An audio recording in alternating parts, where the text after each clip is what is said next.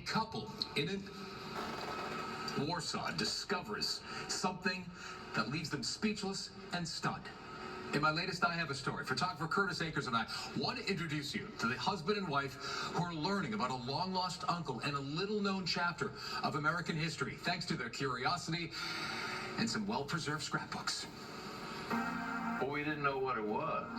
If you need proof that a buried treasure goes beyond gold coins and rare jewels, And it's a very unique scrapbook, you can tell.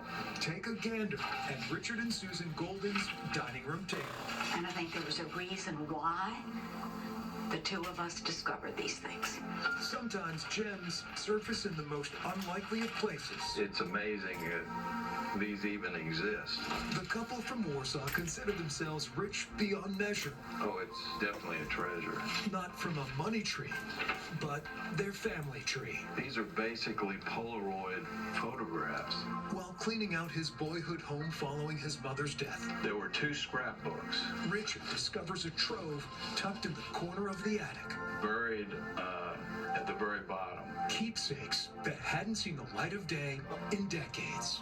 American history in black and white. Considering their age, remarkably good condition, in my opinion.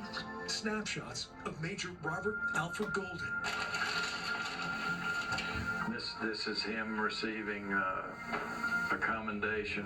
In 1945, Richard's uncle drowned while building a crucial railroad bridge in Wesel, Germany during World War II.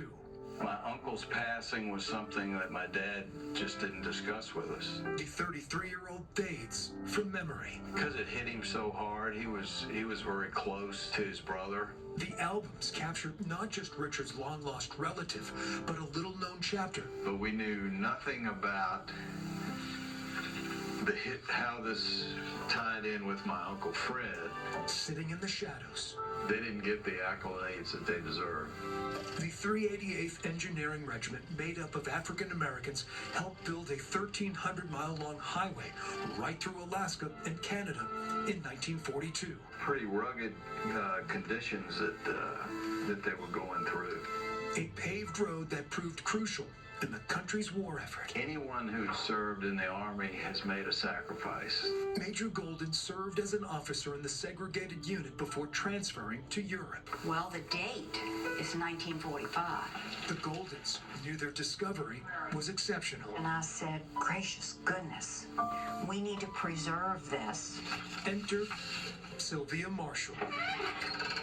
The archivist at the Virginia War Memorial was left speechless when Richard and Susan lent her the scrapbooks. Just to be able to hold the history, so two little-known pieces of American history during World War II, and to understand exactly the scale and the importance of it was quite amazing and honoring for me.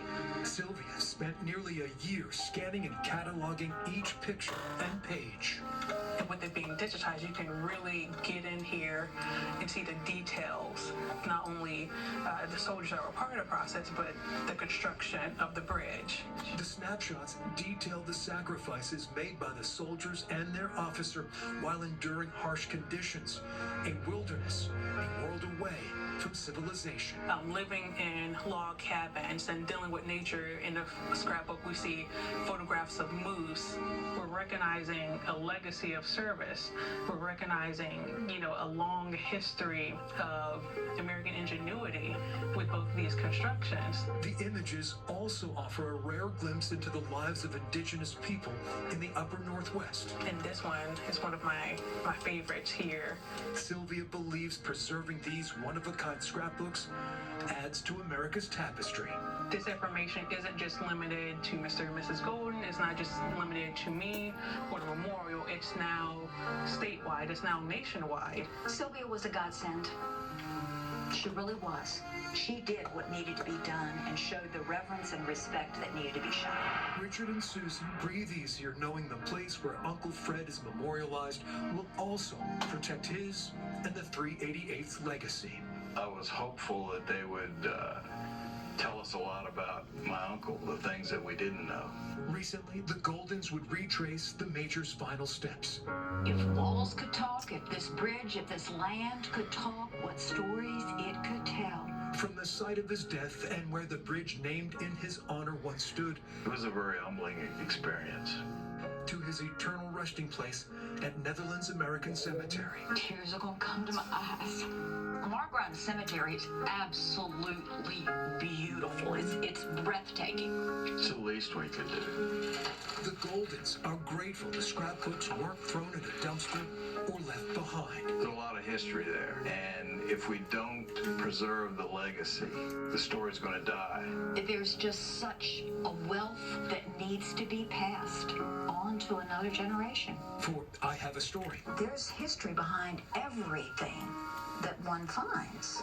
I'm Greg McGuade, CBS 6 News. You will find Major Golden's name engraved in glass at the Virginia War Memorial under Caroline County. We'll be right back.